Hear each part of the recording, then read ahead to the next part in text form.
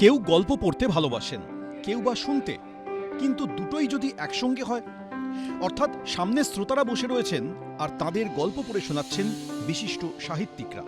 গল্পপ্রেমীদের কথা মাথায় রেখে এমনই এক অভিনব অনুষ্ঠানের আয়োজন করল কথামালা নামের একটি সংগঠন। নাম গল্প উৎসব 2026। সহযোগিতায় রয়েছে ভাষা ও ভবিষ্যৎ।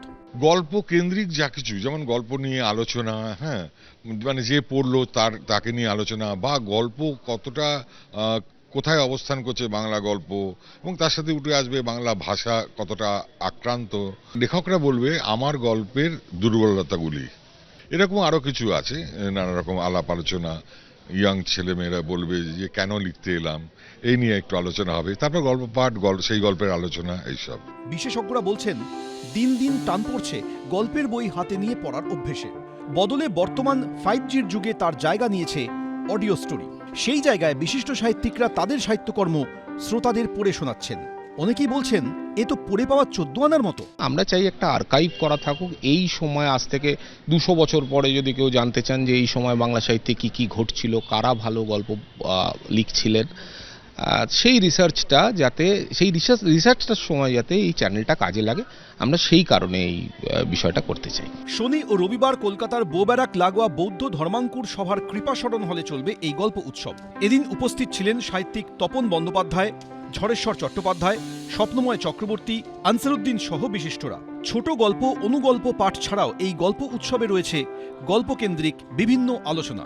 যারা মনে শান্তির প্রলেপ বুলিয়ে দিল এই কথামালা। অডিও বুক তো এক পেশে, মানে আমি শুনবো শুধু, এখানে কথাও বলতে পারবো, আমি আমার মতও দিতে পারবো গল্প ভালো মন্দ সেটা নিয়ে। এটার খুব প্রয়োজন আছে, বিশেষ করে এই সময়ে দাঁড়িয়ে যেখানে মানুষের অবসর বিনোদনের অজস্র জায়গা আছে, এবং যখন তখন তারা এই গল্প পড়া বা বই ছেড়ে তারা সেখানে চলে যাবে। তাদেরকে ধরে রাখতে হলে এই ধরনের উদ্যোগ খুব জরুরি। এদিন গল্প প্রতিযোগিতার বিজয়ীদের পুরস্কৃত করা হয়।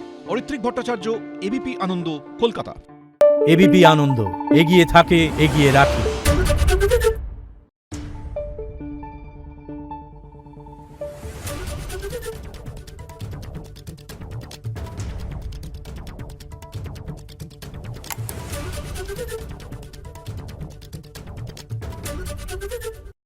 সত্য অন্তহীন, সত্যের খোঁজও তাই, সত্য সন্ধানে তাই আমরা অক্লান্ত, অকুতভয়। এবিপি আনন্দ নতুন ভাবনার প্রতীক, যা মনে মুক্ত, তথ্যে যুক্ত এবং যাবতীয় সীমানার বাঁধন থেকে মুক্ত। সীমা না শব্দটির মধ্যে লুকিয়ে আছে মানা শব্দটি, যেন চোখ রাঙানি এক অদৃশ্য বেড়াজাল, যা আটকে রাখে আমাদের এক ছোট্ট গণ্ডির মধ্যে। একমাত্র সঠিক খবরই গড়ে তুলবে এক মুক্ত সমাজ। সেই জগৎ গড়ার লক্ষ্যে কোনো সীমানার ঠুকুটি আমরা মানব না। এবিপি আনন্দ, এগিয়ে থাকে, এগিয়ে রাখে।